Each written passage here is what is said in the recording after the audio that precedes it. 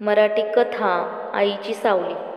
एका छोट्याशा गावात एक आई आणि तिची लहान मुलगी राहत असत. मुलीचं नाव साक्षी, आईचं नाव माणिक. माणिकांनी आपल्या पतीचं निधन झाल्यानंतर साक्षीसाठी आयुष्य जगत होती. तिला शिक्षण मिळावं, तिचं भविष्य उज्ज्वल व्हावं म्हणून ती खूप मेहनत घेत असे. माणिक एका घरात साफसफाईचे काम करत असे. साक्षी ही शाळेत जायची. आईच्या कष्टामुळेच तिला चांगलं शिक्षण मिळत होतं. पण जशी जशी साक्षी मोठी होत गेली तसं तसं तिला वाटू लागलं की तिची आई अशिक्षित, गरीब आणि जुने विचार करणारी आहे. शाळेतल्या मुलांच्या आईबाबांप्रमाणे तिची आई का नाही याचा तिला राग यायचा. एकदा शाळेत पालक सभेसाठी माणिक गेली. माणिकने साधी साडी परिधान केलेली होती. हातांना कामामुळे खूप जळजळ होती आणि तिच्या हातांवर चटके होते. साक्षीला तिची लाज वाटली. मैत्रिणींनी तिच्या आईकडे पाहून हसत होते. ती आईला ओरडत म्हणाली, तुम्ही शाळेत येण्याची काही गरज नव्हती. मला तुमच्यासारखी आई नको आहे.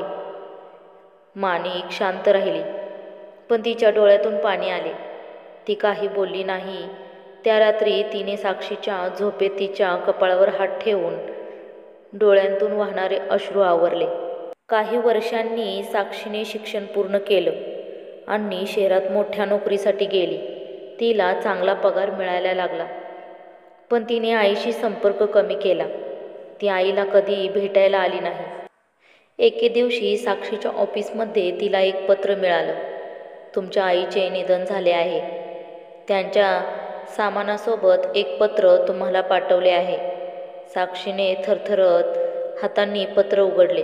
त्यात लिहिले होते, प्रिय साक्षी, माझी माफी मागते की मी तुझ्या स्वप्नांसाठी पुरेशी चांगली आई होऊ शकले नाही.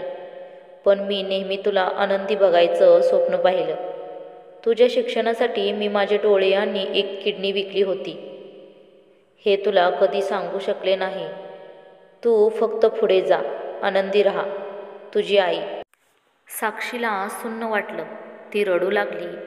पण आता वेळ निघून गेली होती. तिच्या लक्षात आलं की आईचं प्रेम कधीच दिखाऊ नसतं. ते त्यागात लपलेलं असतं. कथा बोध.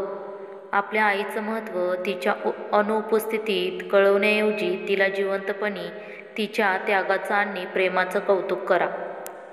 मित्रांनो, ही कथा तुम्हाला कशी वाटली कमेंट करून कळवा आणि आपल्या चॅनलला सबस्क्राईब करायला विसरू नका. धन्यवाद.